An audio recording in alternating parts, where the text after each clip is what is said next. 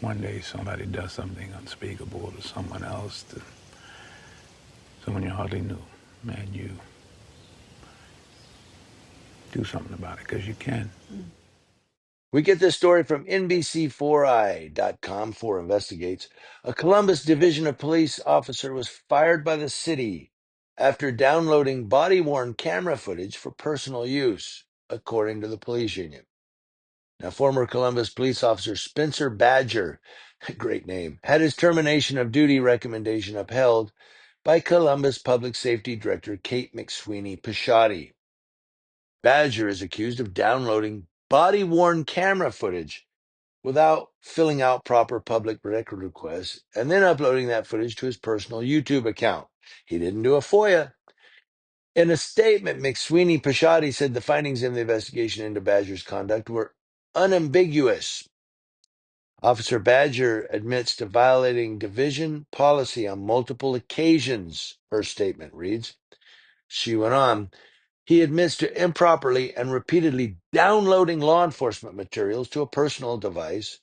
As he told investigators, I went back and looked at the policy again and I realized that, sure, it's written in black and white. Pretty hard to miss. McSweeney Pishotti later states that Badger's actions constitute critical misconduct. PII.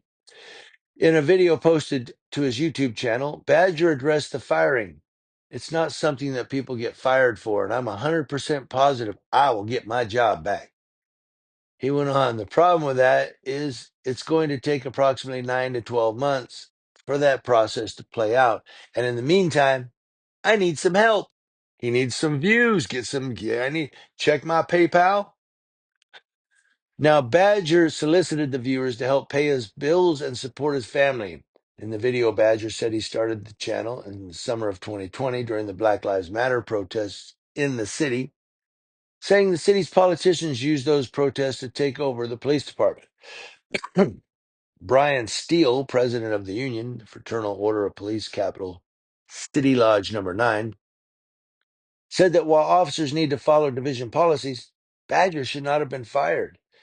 Quote, while Officer Badger's actions were a policy violation, President Steele emphasized that termination is an excessive punishment, and the union will take this case to arbitration, said the Fraternal Order of Police in a statement. Quote, after reviewing the thorough investigation into Officer Badger's actions, which included him admitting to violating division policy on multiple occasions, I submitted my recommendation to terminate him, said the Division of Police Chief Elaine Bryant in a statement. Director of Public Safety Kate Pishotti supported my recommendation, she said, and Officer Badger is no longer employed with the division. Now, Badger's violations first came to light in mid-February when he was placed on administrative duty. At that time, Steele said the footage merely depicted police officers carrying out their official duties. These records should have been provided by the Public Records Unit. However, when the footage was accessed, the unit was overwhelmed, understaffed, and notoriously slow to respond to requests. That's what Steele said in his statement. Now, according to the Fraternal Order of Police statement, Badger was with the division for almost 14 years. Wow. Saying his attempts to bring an inside view of policing to the community have been recognized across the country. Fraternal Order of Police Lodge Number 9 remains committed to ensuring fair and just treatment of its members and will vigorously defend Officer Badger's rights through the arbitration process, according to a union statement. But here he is. He's going to, what's that term that people always say on YouTube when people start soliciting for funds? Uh, I forget, someone will remind me, but it's funny. E-begging. Start the e-begging. E-begging. Begin now. E-beg. E-beg.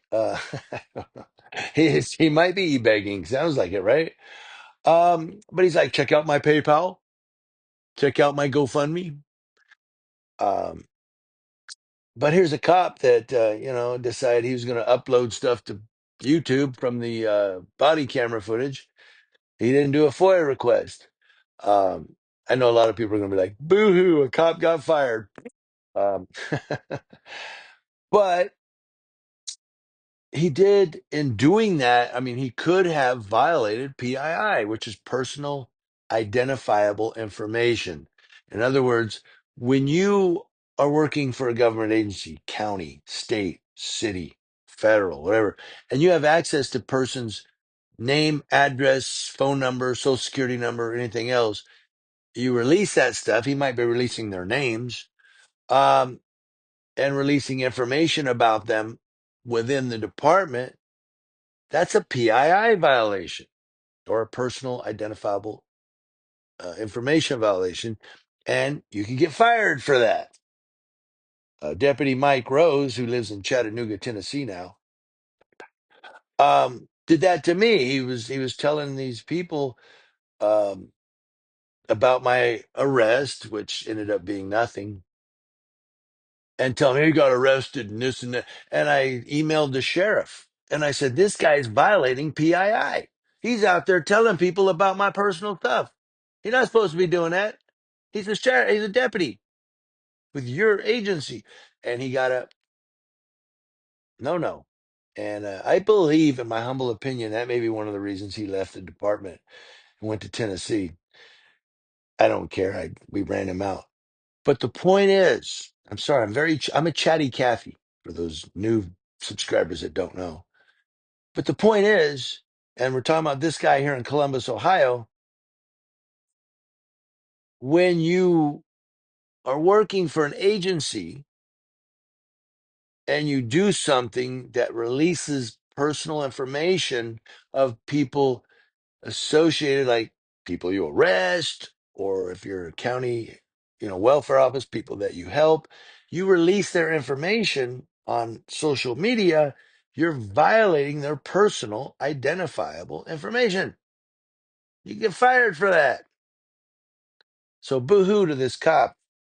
Hey, you live and you learn. Now get to e-begging.